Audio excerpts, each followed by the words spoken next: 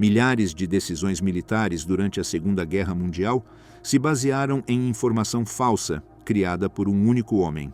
Relatórios inexistentes, redes de agentes que nunca viveram e dados fabricados com precisão alteraram a reação do alto comando alemão em momentos críticos do conflito. Durante anos, a Alemanha confiou em uma fonte que não existia fora do papel. O engano tomou forma através de um cidadão espanhol sem formação militar avançada e sem experiência prévia em inteligência. Seu acesso limitado, sua vida ordinária e sua falta de antecedentes o tornavam em um candidato improvável para qualquer operação estratégica. No entanto, sua capacidade para gerar informações verossímeis, sustentar identidades fictícias e compreender os mecanismos de vigilância permitiu construir uma estrutura que desviou tropas, condicionou decisões e modificou o desenvolvimento de campanhas inteiras. O sistema aliado aproveitou essa habilidade até convertê-la em uma ferramenta de guerra.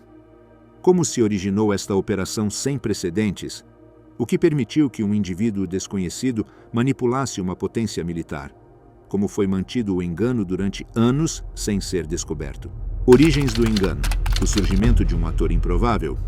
A trajetória vital de Juan Pujol Garcia inicia-se em 14 de fevereiro de 1912 em uma Barcelona que experimentava uma transformação urbana sustentada sob o sistema político da Restauração.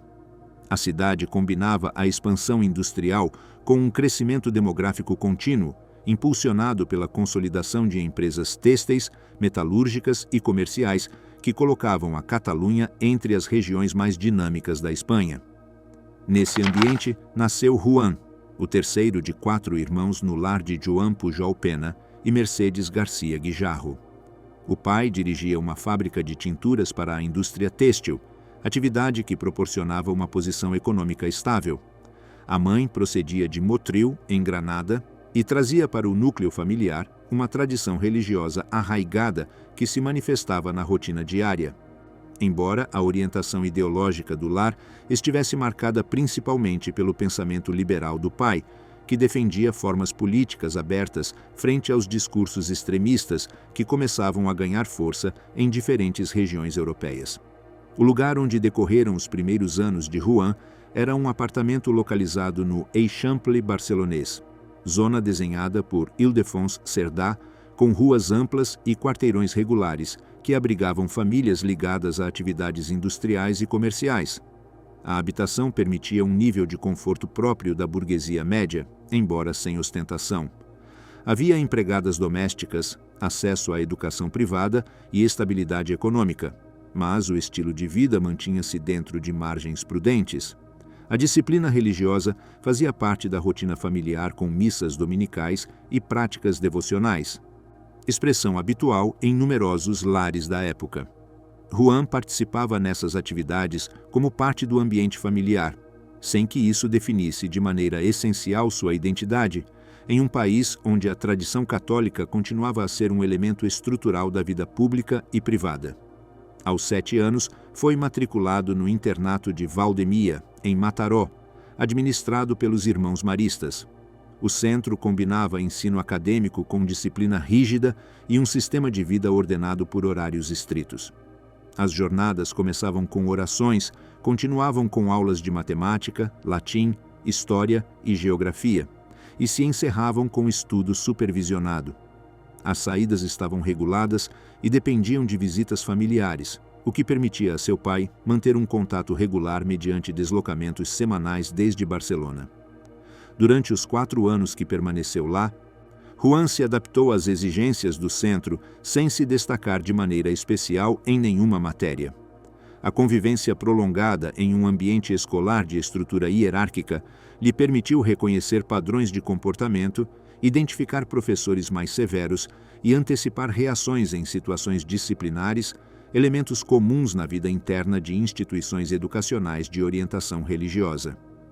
Em 1923, foi transferido para um colégio em Barcelona, dirigido por um sacerdote conhecido da família. Essa mudança o situou novamente na dinâmica urbana durante um período marcado pela instauração da ditadura de Miguel Primo de Rivera, que havia eliminado as liberdades políticas e reorganizado a administração pública.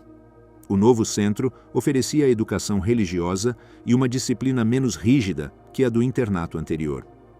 3 anos depois, um conflito com um professor motivou sua saída definitiva do sistema escolar formal. A falta de documentação precisa impede conhecer a natureza exata do incidente, mas sua consequência direta foi seu ingresso como aprendiz em uma ferragem do bairro de Grácia em 1927, quando Barcelona experimentava tensões laborais visíveis relacionadas com episódios de greves, protestos e presença de grupos anarquistas. A ferragem atendia operários, artesãos e pequenos comerciantes que adquiriam ferramentas e materiais para atividades cotidianas. Esse contato contínuo com uma clientela diversa permitiu-lhe observar de maneira direta as condições sociais de um bairro com forte identidade operária. As conversas sobre salários, conflitos trabalhistas e opiniões políticas faziam parte do ambiente cotidiano no estabelecimento. Sem participar dessas discussões, Juan adquiriu um conhecimento prático das tensões que caracterizavam o mundo laboral barcelonês durante os anos 20, período conhecido pela ação violenta de grupos sindicais e pela resposta repressiva de setores patronais organizados. Em 1929, decidiu empreender uma formação técnica na Real Escola Avícola de Arenys de Mar, instituição de referência no ensino de técnicas de criação, alimentação e gestão de explorações avícolas. A formação incluía conteúdos teóricos sobre anatomia, nutrição e sanidade animal, complementados com práticas em instalações destinadas ao estudo das condições necessárias para manter uma produção estável. O diploma obtido lhe conferia uma capacitação específica em um setor agrícola em processo de modernização, onde o incremento da demanda urbana de produtos alimentícios fomentava a profissionalização de fazendas e explorações. Em 1931, cumpriu o serviço militar obrigatório mediante o sistema de cota, que permitia reduzir a duração do serviço a 6 meses. Foi destinado ao 7º Regimento de Artilharia Ligeira, unidade com estrutura própria da cavalaria tradicional. O exército espanhol funcionava então sob um esquema disciplinar rígido, com ordens estritas, exercícios padronizados e hierarquias claras. A experiência foi curta e não gerou vínculos duradouros com a instituição militar, como ocorria com numerosos jovens que cumpriam o serviço unicamente por obrigação legal. Nesse mesmo ano, ocorreu a proclamação da Segunda República, que substituiu a monarquia após umas eleições municipais que tinham concedido vitórias significativas a candidaturas republicanas em várias cidades. A mudança de regime impulsionou reformas educativas, laborais e administrativas. Poucos meses depois, a morte repentina do pai obrigou a reorganizar a gestão da fábrica familiar, que passou para as mãos de empregados de confiança. A estabilidade econômica manteve-se, embora a ausência da figura principal do negócio modificasse a estrutura interna da empresa. O falecimento também representou uma mudança para Juan, que começou a assumir empregos em pequenos negócios urbanos durante os anos imediatamente posteriores. Durante essa etapa, trabalhou em um cinema que operava com projeções regulares, em um período em que a indústria cinematográfica começava a se expandir na Espanha, graças à introdução do som e ao aumento do público. O trabalho incluía funções de supervisão, controle de horários e gestão básica de receitas. Também participou na administração de um hotel pequeno, similar às pensões que naqueles anos atendiam a comerciantes, viajantes e trabalhadores temporários. A gestão de estabelecimentos desse tipo requeria organização de reservas, coordenação com funcionários e atenção a clientes diversos, funções que faziam parte da economia de serviços em uma cidade que mantinha um crescimento sustentado. Em meados dos anos 30, decidiu concentrar-se na exploração de uma granja avícola situada a norte de Barcelona. Ali, aplicou os conhecimentos adquiridos em Arenys de Mar mediante a gestão da alimentação das aves, o controlo sanitário, a classificação dos ovos e a distribuição a mercados locais. A atividade avícola, nesse período, beneficiava da procura constante de produtos alimentares nas zonas urbanas, o que permitia manter um nível de receitas relativamente estável. A rotina associada à exploração agrícola implicava planeamento, registros contabilísticos e coordenação regular com fornecedores e compradores. A situação política espanhola durante esses anos mostrava um aumento progressivo da polarização ideológica. As eleições gerais de 1933 haviam dado lugar a um governo de direita. As de 1936 outorgaram a vitória à Frente Popular, coligação de partidos de esquerda. As tensões entre organizações de trabalhadores e patronais, as mudanças legislativas e os episódios de violência política ocorridos em diversas regiões configuraram um ambiente instável. Barcelona, como principal centro industrial do país, refletiu de maneira visível esses processos. Pujol não participava em atividades políticas, nem mostrava adesão a grupos ideológicos, atitude comum em setores dedicados a atividades agrícolas ou comerciais situados à margem de organizações sindicais ou de partidos. Em 18 de julho de 1936, enquanto preparava uma excursão prevista com um grupo de conhecidos, ouviu no rádio a notícia do levante militar iniciado no Protetorado Espanhol de Marrocos. A informação disponível durante as primeiras horas era fragmentária e evidenciava a incerteza própria de um golpe de Estado em curso. Em Barcelona, as forças leais à República, apoiadas por milícias operárias, resistiram e derrotaram os sublevados. Em outras regiões, a insurreição foi bem-sucedida e originou uma divisão territorial imediata. A fábrica de tintas que pertencera a seu pai ficou sob controle operário, como ocorreu em numerosas empresas da cidade. A exploração avícola deixou de ser viável devido à reorganização econômica imposta pela guerra, que afetava o abastecimento, o controle do território e o funcionamento dos mercados. A eclosão do conflito transformou de maneira definitiva o ambiente em que Juan havia vivido e trabalhado. A guerra se estenderia durante 3 anos e introduziria mudanças estruturais que modificariam a vida civil, as atividades produtivas e a administração de amplas zonas do país. Para ele, a ruptura da ordem anterior significou o fim de sua estabilidade econômica e o início de um período em que seria obrigado a se adaptar a um cenário político e social completamente diferente do que havia conhecido até aquele momento. As decisões que tomaria nos anos seguintes o conduziriam a ambientes imprevistos que marcariam seu vínculo posterior com acontecimentos internacionais de grande escala. Espanha em chamas. A guerra que fraturou toda a neutralidade. Em 18 de julho de 1936, Barcelona registrou os primeiros indícios do levante militar iniciado no Protetorado Espanhol de Marrocos.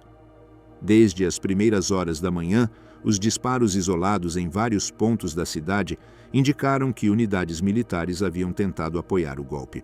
As emissoras de rádio difundiam informações fragmentárias sobre a situação em diferentes regiões: sublevação em Sevilha, combates em Madrid, movimentos militares em Aragão.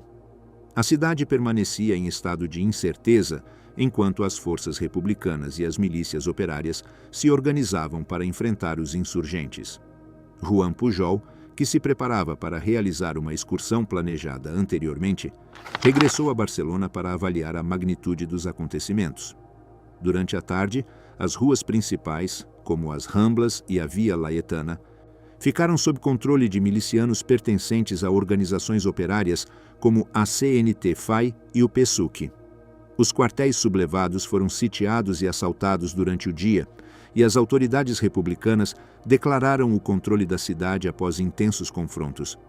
À medida que o dia avançava, ocorreram incêndios em templos religiosos, assaltos a edifícios ligados à igreja e ocupações de propriedades associadas a setores considerados contrários à República. Estas ações, registradas também em outras localidades catalãs, faziam parte do processo revolucionário que acompanhou a derrota do golpe militar em Barcelona. Durante essas horas, Juan constatou que a situação política havia se transformado de maneira irreversível. Nos dias posteriores, as milícias republicanas iniciaram processos de mobilização para enviar contingentes para a frente de Aragão. Os estabelecimentos industriais haviam passado, em muitos casos, para o controle de comitês operários, que requisitavam instalações e contas bancárias em função das necessidades do conflito. A fábrica de tintas pertencente ao pai de Juan foi ocupada sob essas disposições. Sua família foi sinalizada como pertencente a um entorno burguês, o que gerou medidas coercitivas por parte de grupos revolucionários. Sua mãe e sua irmã Helena foram detidas durante uma operação de controle político. Permaneceram retidas vários dias enquanto se verificava seu vínculo com atividades econômicas burguesas. A intervenção de um familiar afiliado a um sindicato facilitou sua liberação, prática que se repetiu em diversos casos de pessoas consideradas suspeitas por motivos ideológicos ou sociais. Diante do risco de detenção, Juan decidiu esconder-se temporariamente na casa de sua parceira em Barcelona. Permaneceu lá várias semanas sem sair à via pública. Do interior da residência, observou, através das varandas e janelas, a atividade das patrulhas armadas, a substituição de símbolos religiosos por propaganda revolucionária e a intensificação de controles urbanos. O ambiente na cidade era instável e caracterizado por uma autoridade distribuída entre milícias diversas. O risco de prisão por não ter se apresentado voluntariamente aos pontos de recrutamento aumentava com o passar dos dias. Esta situação levou Juan a limitar seus deslocamentos ao estritamente necessário. No final de setembro de 1936, uma operação organizada por milicianos republicanos revistou vários imóveis do bairro onde se escondia. Durante a operação, encontraram documentos e prenderam pessoas que não haviam cumprido as ordens de mobilização. Juan foi preso e levado para uma delegacia de Grácia. Permaneceu aproximadamente uma semana em instalações policiais junto com outros detidos, à espera de sua classificação administrativa. Lá foi interrogado sobre sua ausência nos processos de recrutamento e sobre sua atividade laboral. Forneceu explicações baseadas em supostas irregularidades documentais, procedimentos que eram habituais em um contexto de registros massivos. Durante esse período, uma organização clandestina, Socorro Branco, interveio em sua situação. Este grupo, ativo em Barcelona durante os primeiros meses do conflito, prestava assistência a pessoas consideradas em risco por motivos religiosos ou familiares. Uma colaboradora do grupo, que se fazia passar por integrante de milícias revolucionárias, geriu sua libertação através de uma operação discreta durante horas noturnas. A saída da delegacia foi realizada sem incidentes e Juan foi imediatamente transferido para um apartamento no bairro Gótico, pertencente à esposa de um taxista militarizado. O local servia como refúgio para indivíduos perseguidos, em uma cidade onde a vigilância era constante e as redes clandestinas desempenhavam um papel relevante. Nesse apartamento permaneceu mais de um ano. A moradia contava com um quarto destinado aos refugiados que deviam permanecer em silêncio durante a maior parte do dia para evitar suspeitas. A mulher que geria o refúgio entregava alimentos em horários irregulares. As notícias chegavam pelo rádio e permitiam acompanhar a evolução do conflito, estabilização das frentes, reorganização do exército republicano e entrada em combate de unidades internacionais. Com o passar dos meses, o confinamento prolongado produziu em Juan um desgaste físico observável, com perda de peso e uma redução significativa de mobilidade. Estes efeitos foram comuns entre pessoas que permaneceram ocultas durante longos períodos em espaços reduzidos. Durante 1937, Socorro Blanco trabalhou para conseguir documentação falsa para Juan. O objetivo era obter certificados que atestassem uma idade superior à real, o que permitiria justificar que não estava sujeito ao recrutamento obrigatório. A documentação falsificada, embora rudimentar, era comum na Barcelona da época, onde o volume de refugiados e desertores dificultava os controles administrativos. Em meados desse ano, os documentos foram completados e Juan pôde abandonar o refúgio. Graças a esses papéis, conseguiu emprego em uma exploração avícola em Saint-Joan-de-les-Abadès, zona onde diversas propriedades tinham sido requisitadas e coletivizadas conforme as medidas adotadas pela Generalitat e pelos comitês revolucionários. A granja funcionava sob um sistema de gestão coletiva, com decisões tomadas em assembleias de trabalhadores. Este modelo gerava atrasos na tomada de decisões e dificultava a implementação de medidas técnicas. Em vários relatórios da época, está documentado que explorações agrícolas coletivizadas apresentaram quedas na produtividade devido à falta de coordenação. A granja onde trabalhava Juan refletia essas dinâmicas: problemas sanitários entre as aves, escassez de suprimentos veterinários e debates contínuos sobre prioridades organizativas. Em agosto de 1938, o presidente Juan Negrín decretou uma anistia para fugitivos e desertores, com o objetivo de reorganizar o exército republicano diante do avanço das tropas franquistas. Esta anistia permitiu a milhares de homens regularizar sua situação. Juan decidiu adotar esta medida e apresentou-se em um centro de recrutamento. Utilizando sua documentação falsificada, declarou experiência técnica em transmissões, uma afirmação estratégica que aumentava as possibilidades de ser destinado a unidades onde a mobilidade individual era maior.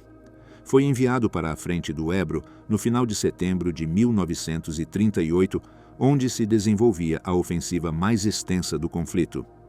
Nessa zona, operavam unidades republicanas junto a brigadistas internacionais. A frente registrava intensos combates, com uso maciço de artilharia, metralhadoras e aviação, assim como movimentos de tropas sob condições de desgaste extremo. Juan foi designado para tarefas ligadas a linhas de comunicação e esteve destacado em posições próximas ao rio.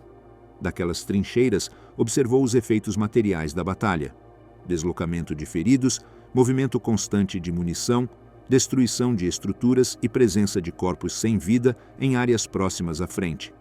A ofensiva do Ebro prolongou a guerra durante meses, apesar das dificuldades logísticas e do desgaste acumulado do exército republicano. Durante uma noite de lua clara, Juan tentou abandonar as linhas republicanas junto com 2 companheiros, aproveitando uma troca de guarda. Este tipo de deserções era habitual no final da guerra, quando numerosos soldados buscavam cruzar para zonas controladas pelos rebeldes. A tentativa causou confusão e foi detectada por unidades republicanas que abriram fogo.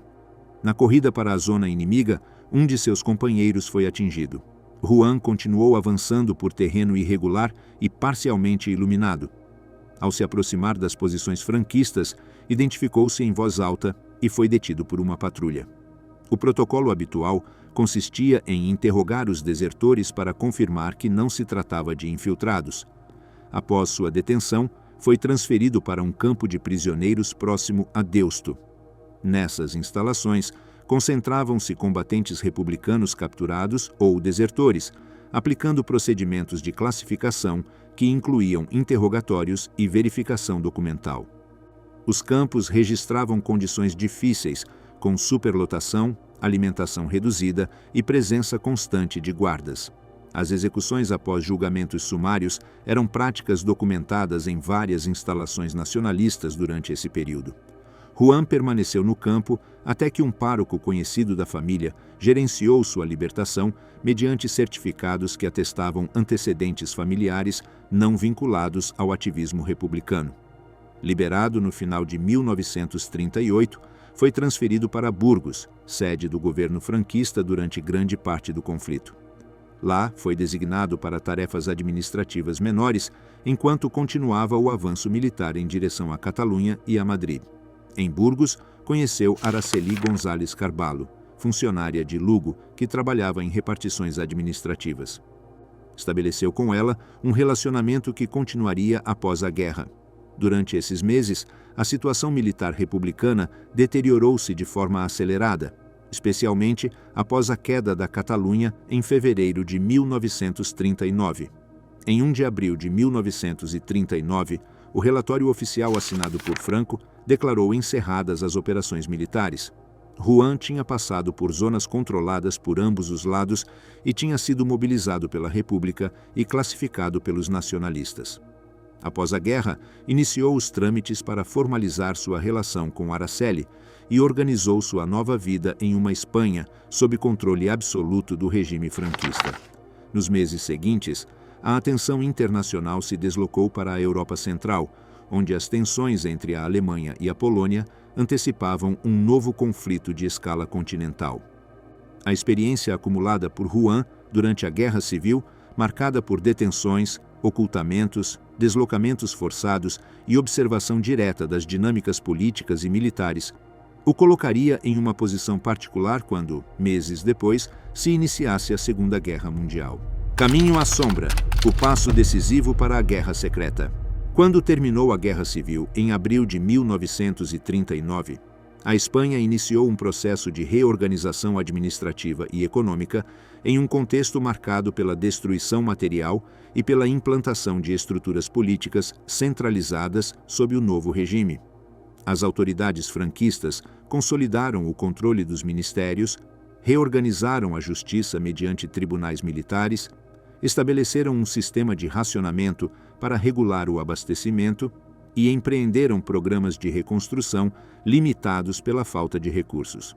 Nesse cenário, Juan Pujol deslocou-se para Burgos e posteriormente para Madrid após a sua baixa do exército. Como muitos cidadãos desmobilizados, precisava encontrar um meio de subsistência em uma capital cuja atividade econômica tinha sido reduzida drasticamente. Juan se mudou para Madrid nos primeiros meses de 1940. A cidade apresentava sinais visíveis de desgaste: edifícios danificados, infraestruturas pendentes de reparo, transporte irregular e um mercado interno afetado pela escassez. A administração franquista havia restabelecido a autoridade civil e militar, e a vigilância política era intensa. Em meio a esta situação, Pujol cumpriu os trâmites necessários para fixar residência na capital. Em abril, contraiu matrimônio com Araceli González Carballo, jovem de origem galega, com quem havia mantido contato desde Burgos. A cerimônia foi celebrada segundo a normativa eclesiástica vigente, reinstaurada como referência oficial após o fim do conflito. O casal alugou um quarto em uma pensão no centro de Madrid, localizada na Gran Via. As condições materiais eram básicas: alojamento reduzido, mobiliário funcional e serviços sujeitos às limitações habituais do racionamento. O ambiente urbano mostrava uma mistura de reconstrução lenta e atividade administrativa crescente. Durante os meses seguintes, Juan procurou emprego e finalmente conseguiu como gerente no Hotel Majestic, na rua Ayala. O cargo consistia em coordenar o serviço de quartos, supervisionar reservas, controlar inventários e gerir a contabilidade diária. Era um trabalho estável dentro das circunstâncias econômicas do momento. Desde a sua posição no hotel, Pujol observou o aumento da presença alemã em Madrid durante 1940. Diplomatas, oficiais, técnicos e representantes comerciais do Terceiro Reich visitavam a capital com frequência. A Espanha mantinha uma postura oficialmente não beligerante, mas o regime franquista mostrava um alinhamento político e simbólico com a Alemanha e a Itália. Os acordos econômicos permitiam trocas de matérias-primas e serviços estratégicos, e era habitual ver oficiais alemães em espaços públicos da cidade. O pessoal do hotel registrava as suas estadias e geria as suas necessidades logísticas. Enquanto isso, a imprensa espanhola, submetida à censura, divulgava informações limitadas sobre a evolução da Segunda Guerra Mundial. Os jornais reproduziam comunicados oficiais alemães e ofereciam resumos parciais das operações militares. A invasão da Polônia em 1939, as campanhas na Dinamarca e Noruega em abril de 1940, a ofensiva sobre a França entre maio e junho do mesmo ano e o início da batalha aérea sobre o Reino Unido a partir de setembro. Embora o conteúdo estivesse filtrado, permitia acompanhar a progressão do conflito e o avanço das tropas alemãs. No verão de 1940, Juan começou a captar emissões de onda curta procedentes de Londres. A prática não era incomum entre cidadãos urbanos com acesso a receptores. A BBC transmitia notícias em espanhol com uma estrutura informativa mais ampla do que a imprensa espanhola. Através dessas emissões, conheciam-se detalhes sobre operações militares, bombardeios noturnos e discursos políticos. As diferenças entre a versão alemã difundida pela imprensa franquista e a versão britânica eram evidentes. a combinação de ambas as fontes permitia reconstruir parcialmente o desenvolvimento da guerra. No início de 1941, nasceu o primeiro filho do casal. A situação econômica de Juan continuava dependendo do salário do hotel, que garantia estabilidade relativa.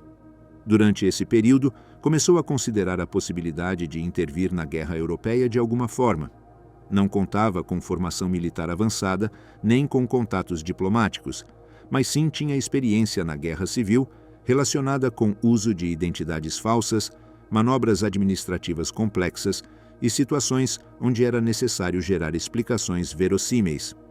Essas habilidades, desenvolvidas em um ambiente de controle político estrito, constituíam um conjunto de práticas que podia reutilizar em contextos diferentes.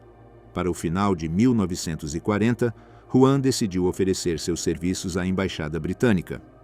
Seu plano era simples: colocar à disposição do Reino Unido seus conhecimentos do ambiente espanhol e sua capacidade de coletar informações em Madrid.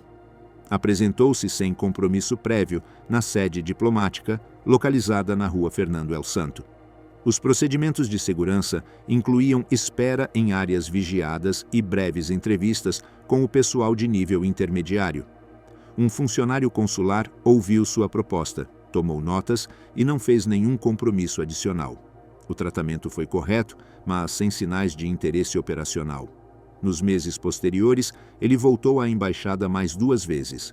Em cada ocasião, apresentou variações da mesma oferta, destacando sua mobilidade pela Espanha, seu conhecimento de redes sociais e sua capacidade de observar atividades potencialmente relevantes relacionadas à Alemanha. Ele também apresentou sua experiência em ambos os lados durante a Guerra Civil como um indício de adaptação a situações mutáveis. Os diplomatas britânicos mantiveram sua postura inicial. A embaixada recebia inúmeras ofertas semelhantes e classificava a maioria como inviáveis devido à impossibilidade de verificar credenciais. Além disso, a Espanha era formalmente neutra, mas as autoridades franquistas mantinham uma vigilância ativa das missões diplomáticas. Recrutar um voluntário sem referências representava riscos significativos. Após estas tentativas falhadas, Juan avaliou uma alternativa diferente. Se não podia entrar em contato com o Reino Unido como voluntário, poderia tentar fazê-lo na posição oposta: apresentar-se à Alemanha como colaborador disposto a atuar em favor do eixo. Nesse caso, se conseguisse ser aceito pela Abwehr, poderia depois contactar novamente os britânicos a partir de um ponto de partida completamente diferente. Este plano implicava adotar identidades funcionais adicionais e construir uma narrativa projetada para parecer plausível perante os serviços de inteligência alemães. Na primavera de 1941, Juan se apresentou na Embaixada Alemã de Madrid, situada no Paseo de la Castellana. Solicitou uma entrevista com o pessoal encarregado de assuntos de segurança e expressou interesse em colaborar com a Alemanha. Declarou que possuía conexões comerciais que supostamente lhe permitiriam viajar com facilidade para Portugal e, desde lá, ao Reino Unido. Indicou que sua posição como cidadão espanhol lhe conferia uma cobertura adequada para desempenhar tarefas discretas sem despertar suspeitas. A embaixada transferiu seu caso para Abwehr, cujos agentes operavam na Espanha com cobertura diplomática. Após várias reuniões preliminares, a Abwehr decidiu explorar a possibilidade de utilizá-lo como agente. O oficial designado foi Friedrich Knappe-Reyte, conhecido na Espanha como Federico. Juan recebeu um treinamento básico em técnicas de espionagem adaptadas a agentes sem formação prévia, uso de tinta invisível preparada com reagentes químicos simples, cifra por substituição numérica, normas de segurança para comunicações escritas e procedimentos para o envio de mensagens encobertas. A Abwehr entregou-lhe 600 libras esterlinas como capital operacional inicial e um endereço de caixa postal em Lisboa para enviar cartas escritas aparentemente como correspondência pessoal, mas que continham relatórios ocultos sob tinta invisível. Foi-lhe atribuído um nome de código operacional Arabelle.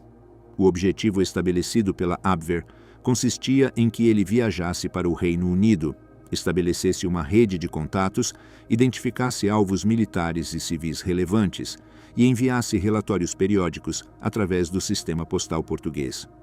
Em julho de 1941, Juan viajou para Lisboa conforme acordado. No entanto, uma vez lá, ele não prosseguiu viagem para o Reino Unido. Lisboa funcionava então como ponto de encontro habitual para agentes de múltiplas nacionalidades. A cidade permitia acesso à imprensa estrangeira, bibliotecas, empresas comerciais internacionais e redes diplomáticas diversas.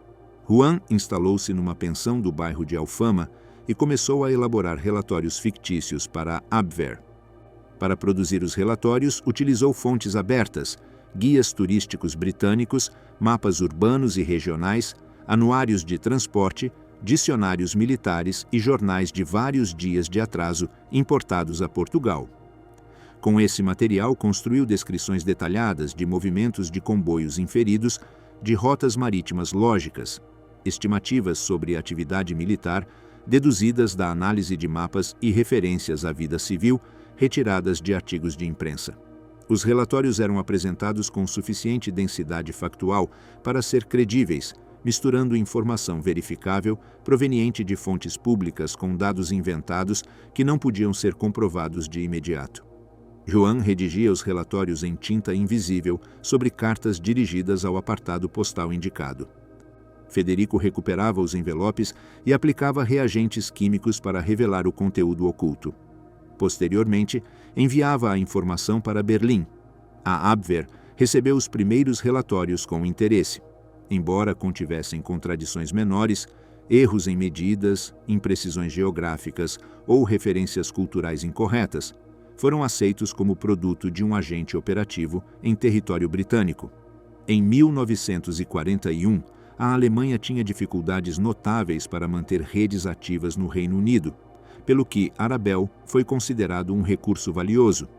Durante a última parte de 1941 e os primeiros meses de 1942, Juan manteve um fluxo constante de relatórios, aumentando a complexidade das narrativas. Inventou contactos fictícios, rotas comerciais supostas e movimentos militares plausíveis. Seus relatórios eram extensos, coerentes e apresentados com regularidade. A Abwehr, satisfeita com a quantidade de informação, continuou financiando suas atividades mediante pagamentos adicionais transferidos para Lisboa. Arabel tornou-se assim um agente cuja produtividade reforçava sua credibilidade perante Berlim.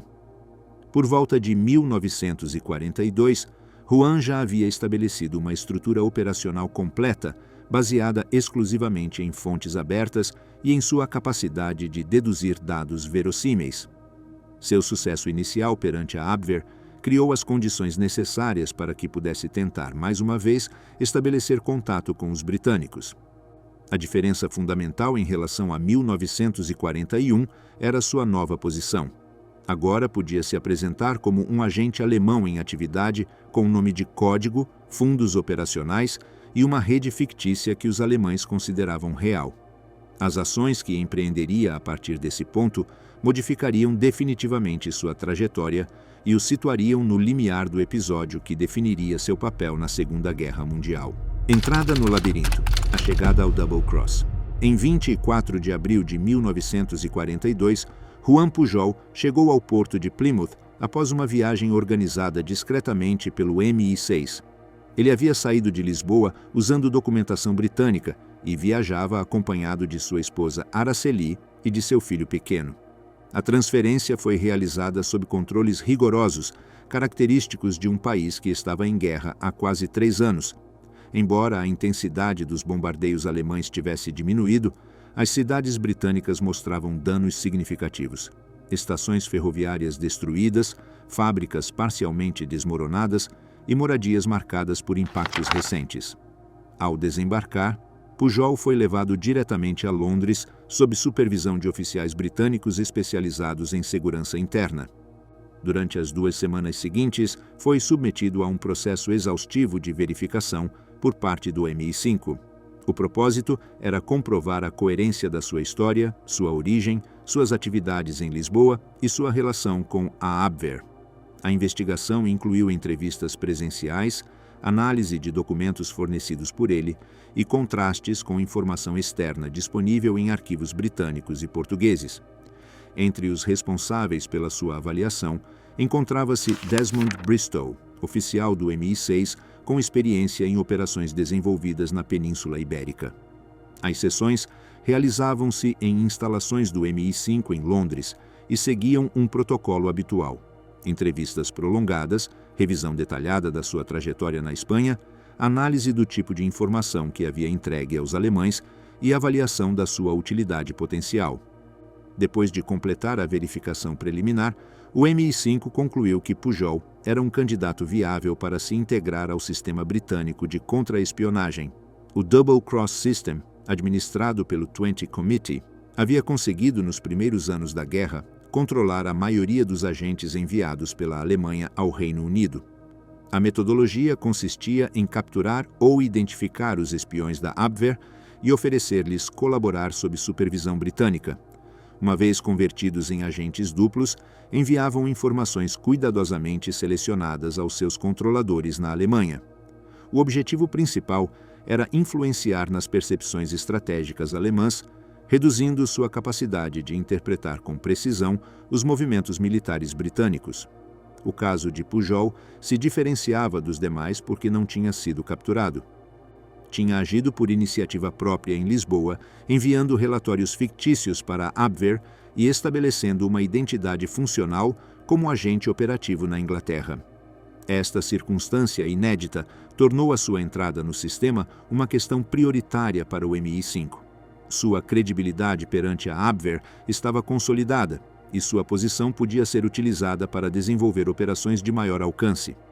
Ao se integrar formalmente ao Double Cross System, foi-lhe atribuído um novo nome de código britânico.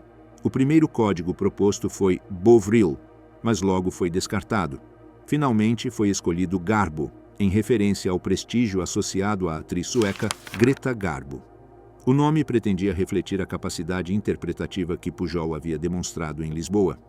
O oficial designado como responsável principal de seu caso foi Thomas Harris, membro do MI5, com domínio fluente do espanhol e experiência em assuntos culturais relacionados à Espanha.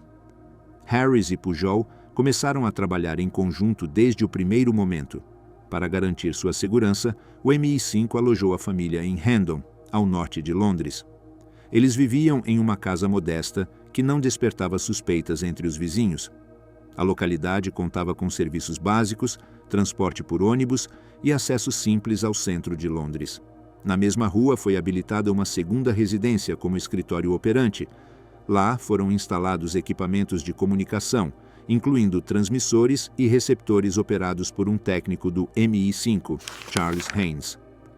A separação entre lar e centro de trabalho respondia a razões de segurança, pois permitia manter a atividade encoberta longe de possíveis observações externas.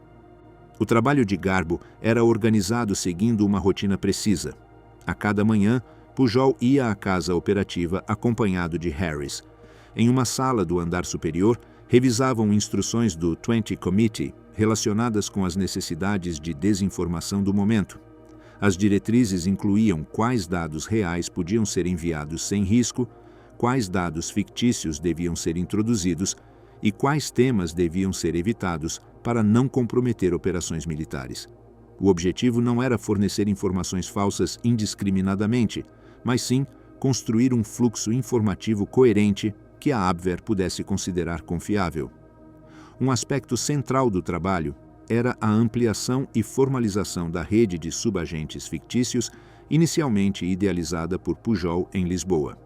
Lá, ele havia improvisado algumas identidades sem estrutura definida. Agora, com o apoio do MI5, a rede desenvolveu-se de maneira sistemática.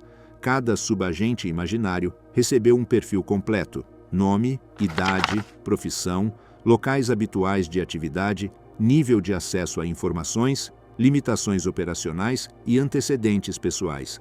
Esses perfis eram documentados internamente e utilizados para construir narrativas coerentes nos relatórios enviados à Abwehr. Harris e Pujol criaram mais de 20 identidades fictícias. Algumas estavam vinculadas a setores civis, como comércio ou transporte. Outras faziam parte de estruturas militares britânicas, embora sempre em posições secundárias para evitar inconsistências com o pessoal real. A complexidade da rede permitia emitir relatórios de múltiplas fontes, o que aumentava a credibilidade do conjunto. Além disso, foram introduzidas dinâmicas internas, rivalidades, indisponibilidade temporária de certos agentes, problemas de comunicação ou realocações. Esses detalhes adicionavam verossimilhança, pois refletiam situações habituais em redes de inteligência reais. Para reforçar a autenticidade dos relatórios, o Mi-5 organizava deslocamentos pontuais de Pujol a cidades britânicas, onde supostamente operavam os seus subagentes. Durante estas visitas, recolhiam-se detalhes locais como nomes de ruas, horários de transporte, menus de restaurantes, preços de produtos e manchetes de jornais regionais. Posteriormente, esses elementos eram incorporados nos relatórios da rede fictícia. Desta forma, as mensagens enviadas à Espanha continham detalhes precisos que os oficiais alemães podiam verificar por meios independentes, reforçando assim a credibilidade de Garbo. Os relatórios eram inicialmente transmitidos por carta, utilizando a caixa postal em Lisboa, mantida pela Abwehr. As cartas continham mensagens escritas com tinta invisível, formuladas segundo as instruções fornecidas anteriormente por Federico, o oficial alemão que havia feito a ligação. A tinta invisível permitia que o conteúdo passasse despercebido em revisões superficiais. O MI5 supervisionava cada carta antes de enviá-la para garantir que o material não revelasse informações sensíveis para os britânicos. A partir de agosto de 1943, o sistema avançou para transmissões sem fio. Para justificar esta mudança perante a Abwehr, Pujol construiu a narrativa de que havia recrutado um operador de rádio dentro de sua rede. Este operador fictício permitia enviar mensagens mais rápidas e frequentes. Na realidade, as transmissões eram realizadas por Haynes a partir da casa operativa de Hendon. A mudança de método aumentou a eficácia do trabalho, pois o rádio permitia comunicar dados sem depender do correio português. Os alemães aceitaram a explicação sem objeções. O método mais eficaz utilizado pelo 20 Committee consistia em combinar informação verídica de baixo valor com desinformação estratégica. Quando a informação real não comprometia operações militares, autorizava-se seu envio para manter a reputação de Garbo. Em paralelo, introduziam-se dados falsos desenhados para desviar a atenção alemã de objetivos reais. Esta técnica foi aplicada em operações de alcance tático e estratégico. O exemplo mais significativo antes de 1944 foi a Operação Torch, o desembarque aliado no norte da África em novembro de 1942. Para Torch, o MI5 permitiu que Garbo enviasse informações parcialmente exatas sobre o movimento de um comboio. A mensagem foi preparada antes do desembarque, mas a sua entrega foi deliberadamente atrasada para que a informação chegasse à Abwehr, quando já não pudesse servir para tomar medidas defensivas. A carta tinha carimbo postal autêntico, o que permitia demonstrar que tinha sido enviada com antecedência. Berlim interpretou o atraso como um problema postal e não como uma manobra britânica. Após receber o relatório, os alemães felicitaram Garbo pela qualidade do seu trabalho. O sucesso desta operação demonstrou que a desinformação controlada podia gerar um efeito significativo na percepção estratégica do inimigo. No final de 1942 e durante 1943, a quantidade de informações que Garbo enviava aumentou de maneira considerável. Redigiu centenas de relatórios que descreviam com detalhe ações supostamente observadas em numerosas cidades britânicas. Incluíam referências a movimentos de tropas, exercícios militares, comentários ouvidos, rumores em portos e estimativas sobre produção industrial. Embora a maioria destes dados fosse inventada, estavam formulados de forma consistente com fontes abertas e com instruções do MI5. Berlim classificava os relatórios como fiáveis e os incorporava a estudos internos. Esta percepção levou a Abwehr a dedicar recursos crescentes ao acompanhamento da rede fictícia. No plano administrativo, o MI5 canalizava os fundos provenientes da Alemanha para contas controladas para financiar a operação. Os pagamentos alemães aumentaram de maneira progressiva à medida que a rede fictícia parecia crescer em tamanho e produtividade. O próprio volume das informações enviadas por Garbo teve um impacto direto na estratégia alemã. A Abwehr deixou de tentar infiltrar agentes adicionais no Reino Unido desde o final de 1943, ao considerar que já possuía uma fonte suficientemente eficaz. No entanto, nem todas as dificuldades estavam relacionadas ao trabalho operacional. A vida privada da família enfrentava obstáculos provenientes das condições do serviço. Devido às exigências de segurança, Araceli tinha contato limitado com pessoas externas e não participava de atividades sociais. Este isolamento prolongado gerava tensões domésticas que precisavam ser geridas sem comprometer a operação. O MI5 tomou medidas administrativas para estabilizar a situação, facilitar compras restritas, proporcionar apoio logístico e realizar visitas regulares destinadas a supervisionar o bem-estar familiar. Estas ações faziam parte do ambiente operacional necessário para manter a continuidade do trabalho de Garbo. Para o final de 1943, a operação alcançou a sua maturidade. A rede fictícia estava consolidada, as transmissões eram realizadas regularmente e a Abwehr confiava plenamente em Garbo. Durante esse mesmo período, o 20 Committee começou a planear operações de desinformação destinadas a influenciar a percepção alemã sobre um possível desembarque aliado na França. O sistema Double Cross desempenharia um papel fundamental nesse processo, e Garbo seria uma peça central na construção da narrativa desenhada para desviar a atenção alemã do verdadeiro ponto de invasão. O sinal oculto, a operação que prendeu a alta cúpula alemã. No final de 1943, o sistema operacional construído em torno de Garbo havia alcançado um nível de estabilidade que permitia ao MI5 planejar operações de maior alcance usando sua rede fictícia. Durante esse período, o 20 Committee revisou os relatórios recebidos da Abwehr através de interceptações de rádio e concluiu que a credibilidade de Arabelle, o nome de código alemão de Juan Pujol, estava firmemente consolidada. A rede, composta por 27 identidades fictícias, mantinha-se ativa na documentação alemã, gerava tráfego constante e absorvia uma porção significativa do tempo analítico dos oficiais de inteligência em Madrid e Berlim. A frequência das consultas alemãs a Garbo, assim como o aumento progressivo dos pagamentos enviados através de Lisboa, mostravam que a Abwehr considerava indispensável a informação proveniente de seu agente em Londres.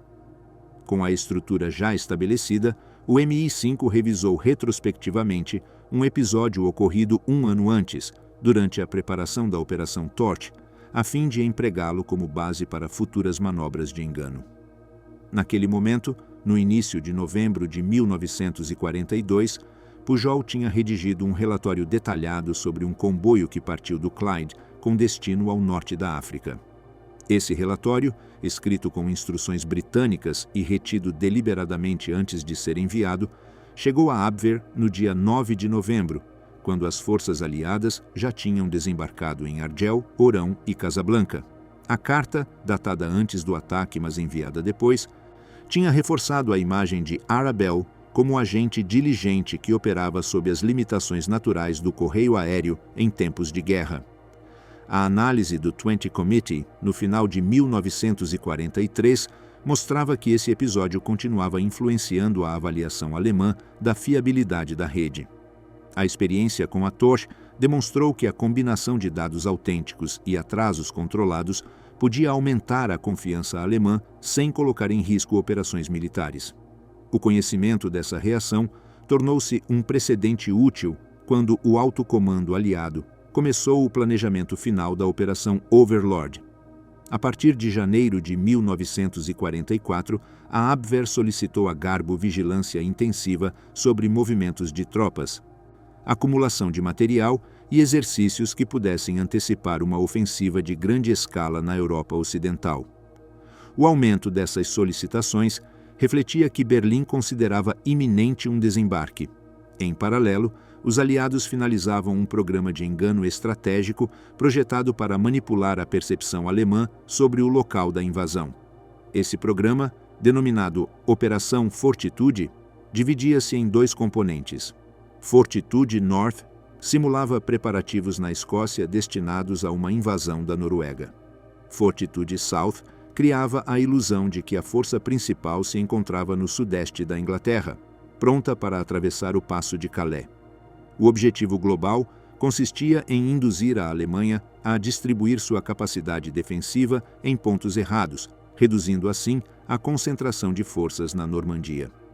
Na etapa inicial de 1944, os britânicos completaram a criação do primeiro grupo de exércitos dos Estados Unidos, FUSAG, uma formação inexistente composta nos documentos aliados por numerosas divisões dotadas de estruturas administrativas fictícias.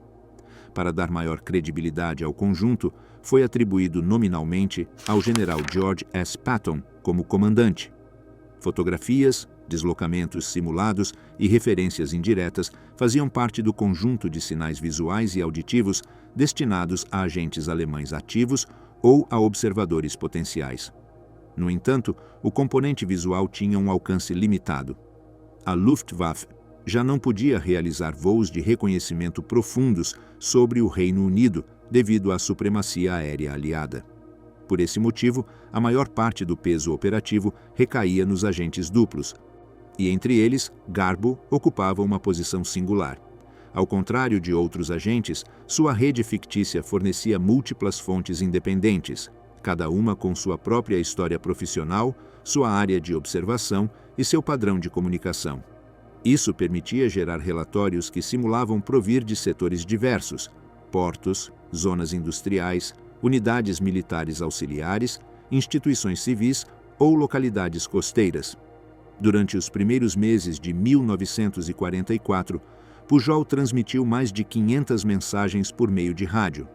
O operador técnico do MI5, Charles Haynes, era responsável pelo envio desde a casa operativa de Hendon.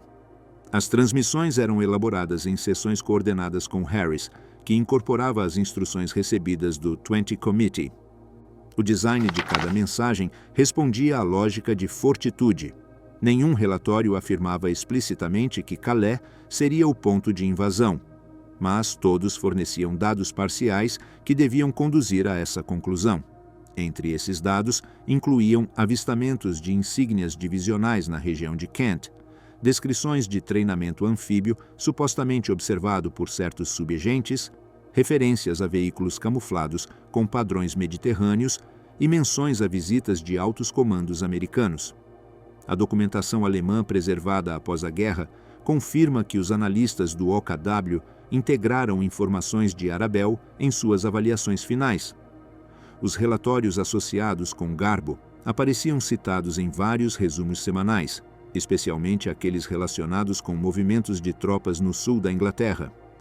A presença de Patton em certos pontos do país, cuidadosamente coordenada pelos britânicos, reforçou a interpretação de que o general estava no comando de uma força de invasão situada em frente ao Passo de Calais. Em 5 de junho de 1944, poucas horas antes do início de Overlord, Pujol transmitiu uma mensagem solicitando que a estação alemã permanecesse operativa além do horário habitual. Indicou que um de seus subagentes fictícios podia dispor de informações relevantes. Embora este pedido estivesse projetado para preparar o terreno para uma mensagem posterior, os operadores de Madrid fecharam a estação na hora habitual. Às 3 da manhã do 6 de junho, Pujol começou a transmitir detalhes relacionados com a distribuição de rações e equipamento nos campos aliados. Estes dados sugeriam atividades preparatórias para um movimento militar significativo. Como não obteve resposta imediata, continuou transmitindo durante várias horas. Às 6h30 da manhã, as forças aliadas iniciaram os desembarques nas praias da Normandia. O impacto inicial permitiu consolidar cabeças de praia em Utah, Omaha, Gold, Juno e Sword. Os operadores da Abwehr retomaram a comunicação perto das 8 e receberam as transmissões que Garbo havia enviado durante a madrugada. Embora a informação que receberam descrevesse fatos já em desenvolvimento, a Abwehr a considerou coerente com a situação e útil para interpretar a magnitude da ofensiva. No dia 9 de junho, Garbo enviou uma mensagem especialmente significativa. Nela, apresentou uma suposta análise baseada no trabalho conjunto dos subagentes fictícios. Essa análise estimava a existência de 75 divisões aliadas preparadas para uma invasão em 2 fases. A primeira fase, segundo a mensagem, já havia começado na Normandia. A segunda, que constituiria o ataque principal, aconteceria na passagem de Calais. Esta mensagem foi classificada como urgente e retransmitida para Berlim. Os documentos alemães mostram que a informação foi incorporada diretamente aos resumos do alto comando. A consequência operacional imediata foi a retenção de numerosas divisões na região de Calais. Relatórios posteriores indicam que 2 divisões blindadas e 19 divisões de infantaria permaneceram imóveis durante semanas após o desembarque. Esta decisão limitou a capacidade alemã de reforçar a Normandia com rapidez. A duração desta retenção superou amplamente as expectativas dos planejadores aliados, que antecipavam um engano efetivo por um período aproximado de 2 semanas. Na realidade, a retenção se prolongou durante mais de 7, o que facilitou o estabelecimento da logística necessária para a expansão da cabeça de ponte. Enquanto a campanha continuava no continente, a Abwehr comunicou a Garbo em 29 de julho de 1944 que ele havia sido agraciado com a Cruz de Ferro de 2ª classe, em reconhecimento pelas informações fornecidas.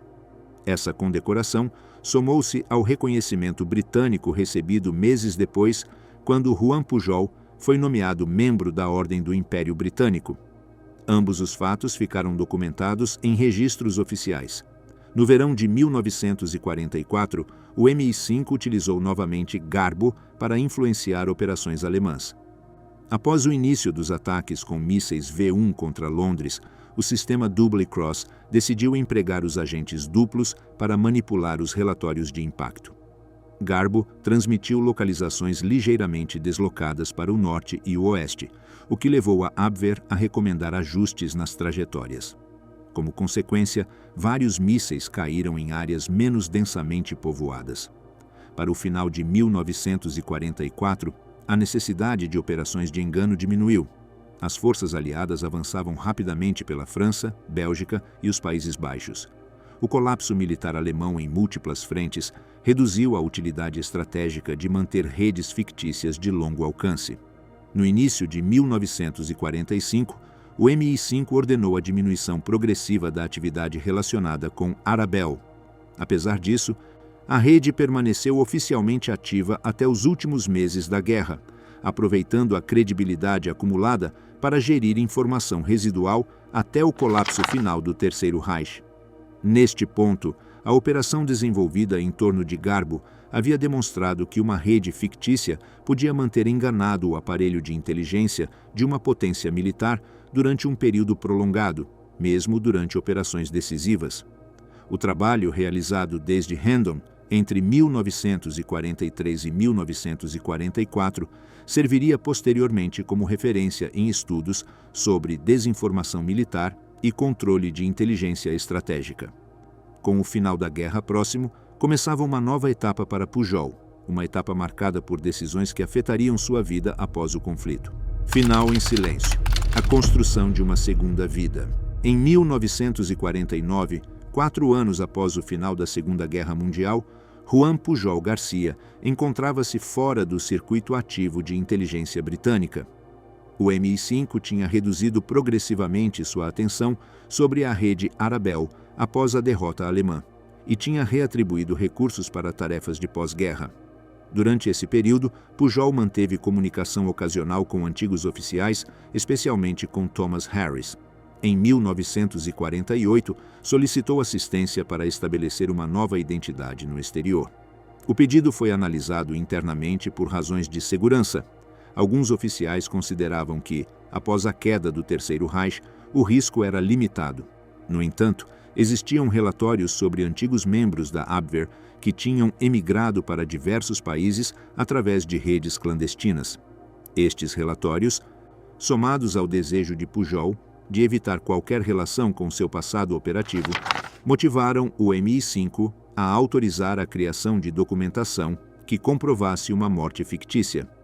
No início de 1949, foi elaborado um processo administrativo que informava que Juan Pujol Garcia havia falecido de malária em Angola.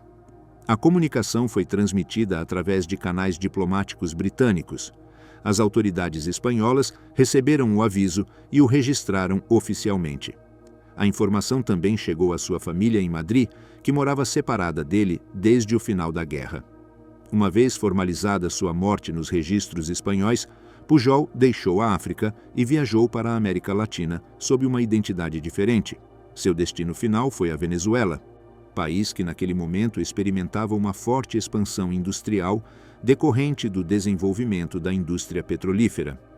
Em maio de 1949, Pujol estabeleceu-se em Lagunitas, localidade vinculada à exploração petrolífera no ocidente do país. A presença de estrangeiros era habitual devido à contratação de técnicos europeus e norte-americanos por parte de empresas multinacionais dedicadas ao setor energético. Nesse ambiente, um cidadão espanhol podia integrar-se sem dificuldades administrativas relevantes.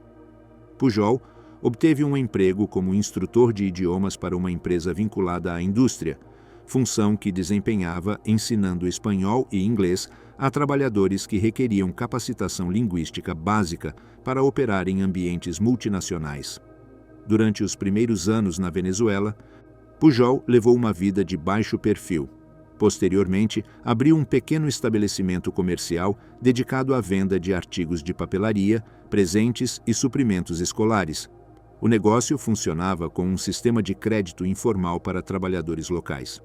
A atividade respondia à demanda gerada pelo crescimento demográfico da área e pela presença de famílias vinculadas ao setor petrolífero. Em 1954, contraiu casamento civil com Carmen Cilia, venezuelana residente na região. O casal teve 3 filhos, Carlos Miguel, Juan Carlos e Maria Helena. A família residiu alternadamente entre Lagunitas e outras localidades, incluindo Caracas, dependendo da situação econômica de cada período. Em meados da década de 1950 e durante os anos 60, Pujol tentou empreender projetos comerciais adicionais. Entre eles, estabeleceu uma livraria, uma pequena loja de suprimentos e um negócio turístico em Choroní, localidade costeira do estado Aragua. Choroní, situada dentro do Parque Nacional Henri Pittier, contava com paisagens naturais que permitiam desenvolver iniciativas orientadas ao turismo incipiente. Pujol abriu uma hospedaria denominada Maricel. O projeto incluía atividades de alojamento e serviços básicos para visitantes da região. No entanto, as limitações de infraestrutura e a falta de capital suficiente dificultaram a sustentabilidade da hospedaria, que fechou após poucos anos. No âmbito familiar, a separação de Pujol e Araceli, sua primeira esposa, tinha sido formalizada após a guerra. A informação oficial sobre o seu falecimento em Angola chegou à Espanha em 1949 e Araceli foi registrada como viúva. Posteriormente, contraiu casamento com um cidadão norte-americano e estabeleceu-se com seus filhos em Madrid. A comunicação entre Pujol e sua família espanhola foi completamente interrompida devido às condições de sua nova identidade e às restrições de segurança que ele próprio havia solicitado. A partir da década de 1960, Pujol residiu de forma estável na Venezuela, principalmente em localidades do centro e oeste do país. Trabalhou em pequenos comércios e manteve uma vida social limitada. As referências ocasionais que fazia à sua atividade durante a Segunda Guerra Mundial eram apresentadas sem detalhes operacionais. Em um contexto onde era frequente encontrar na Venezuela emigrantes europeus com trajetórias diversas, essas menções não despertavam maior interesse. Enquanto isso, no Reino Unido, começavam a ser progressivamente desclassificados certos documentos relacionados com o Double Cross System. No início dos anos 70, o escritor e investigador britânico Rupert Allison, conhecido profissionalmente como Nigel West, iniciou uma investigação sobre Garbo. O seu trabalho incluía entrevistas com oficiais reformados e revisões de arquivos já disponíveis. Embora várias fontes mencionassem o agente duplo, a identidade completa não figurava de maneira explícita nos documentos ao alcance do público. Entre as referências encontradas por West, figurava um nome parcial fornecido indiretamente por Anthony Blunt, historiador da arte e ex-oficial vinculado aos serviços britânicos. Blunt mencionou que o agente se chamava Juan ou José Garcia. Devido à frequência do sobrenome, a informação não foi conclusiva. A investigação de West avançou lentamente por mais de uma década. Os arquivos acessíveis confirmavam a existência do agente, mas não sua identidade civil nem seu paradeiro atual. Em março de 1984, West obteve finalmente o nome completo através de um antigo oficial do MI5 que havia trabalhado na Espanha durante a guerra. Com essa informação, iniciou uma busca sistemática de familiares em Barcelona. Após múltiplas chamadas, um contato admitiu ser parente político de Pujol e forneceu uma referência que permitiu localizar um de seus filhos. Dessa maneira, West descobriu que Juan Pujol Garcia não havia morrido em 1949 e que vivia na Venezuela. No final de abril de 1984, West contatou Caracas por meio de uma chamada telefônica dirigida à residência onde vivia um dos filhos de Pujol. A comunicação foi atendida pelo próprio Pujol, que confirmou sua identidade durante a conversa. Após uma troca inicial, acordaram um encontro em Nova Orleans no dia 20 de maio daquele mesmo ano. O objetivo era realizar uma entrevista extensa e avaliar a possibilidade de documentar publicamente a história de Garbo. A reunião foi realizada conforme o previsto. Durante várias horas, West coletou informações sobre a trajetória operacional de Pujol, as dinâmicas do Double Cross System e as atividades relacionadas à rede Arabel. Após o encontro, foi acordada a preparação conjunta de uma obra biográfica que coletasse o material disponível em arquivos britânicos e o testemunho de Pujol. Este projeto se concretizou no livro Operation Garbo, publicado em 1985. Após o reaparecimento público de Pujol, vários meios britânicos divulgaram sua história. Em junho de 1984, The Mail on Sunday publicou uma reportagem sobre sua identidade, acompanhada de fotografias atuais. O interesse midiático se estendeu a outros jornais e emissoras de televisão. No Reino Unido, Pujol foi convidado a participar de entrevistas e eventos comemorativos do Dia D. As autoridades britânicas facilitaram visitas a instituições relacionadas com seu antigo trabalho, como o Special Forces Club, onde se reuniu com antigos oficiais de inteligência que tinham trabalhado durante a guerra. No âmbito do 40º aniversário do desembarque na Normandia, foi convidado a participar em atos comemorativos nas praias francesas. Durante essas visitas, foram realizados encontros com veteranos da operação que haviam estado desdobrados nas áreas onde se desenvolveu a Overlord. Pujol percorreu setores como Omaha, Utah, Gold, Juno e Sword, acompanhado por autoridades civis e militares. Uma consequência relevante do seu reaparecimento foi o restabelecimento do contato com seus filhos do primeiro casamento. Depois de obter confirmação sobre sua identidade, foram organizados encontros entre eles. Embora existissem décadas de separação, o reaparecimento permitiu, pelo menos, estabelecer comunicações familiares básicas e encerrar a etapa de incerteza em relação ao seu paradeiro. Após os eventos públicos de 1984 e a publicação do trabalho conjunto com West em 1985, Pujol voltou à Venezuela. Sua saúde estava frágil devido à sua idade e a várias complicações médicas. Resumiu sua vida em atividades domésticas, reuniões familiares e contatos ocasionais com pesquisadores interessados no Double Cross System. A atenção da mídia diminuiu progressivamente durante esses anos. Em 10 de outubro de 1988, Juan Pujol Garcia faleceu em Caracas aos 76 anos.